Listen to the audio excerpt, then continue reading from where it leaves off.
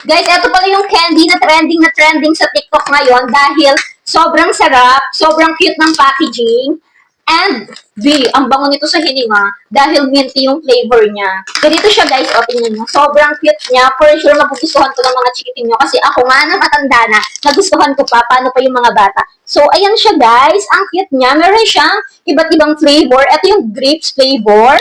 Tapos, meron lemon flavor. Yung iba, hindi ko alam kung anong mga prutas to, like this one. Tapos, eto, mint flavor. Ang gusto ko dito is yung watermelon nila and yung strawberry flavor nila. Eto guys, yung strawberry flavor nila, sobrang sarap. Guys, very trending to kasi nga, mabango siya sa hininga. So, kung meron kang kausap na hihiyakap, feeling mo, mabantot yung hininga mo guys, mag-candy ka lang nito. And, mabubus nga yung confidence mo kasi nga, malamig din to sa bibig guys.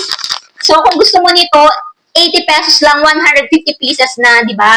Okay na okay pang consume, sobrang dami ng laman, and even pang business, malaki nga yung tutubuin mo dito kapag binisnes mo to, kung meron kayong mga tindahan, o diba, kung piso isa, okay na rin. Kayo na nga po, bahala kung magkano nyo ito ibebenta. Don't worry guys, dahil sugar-free nga po ito, wala po itong sugar, pero masarap yung lasa niya kahit wala siyang sugar. So, kung nagigilty ka dahil baka tumaas yung sugar mo, don't worry dahil eto nga pong fruit sugar-free mint candy na to is sugar-free talaga. Ilalagay ko na lang po ang link ditong candy na to sa yellow basket. Yun lang po. Thank you for watching. Kating-ting. Bye!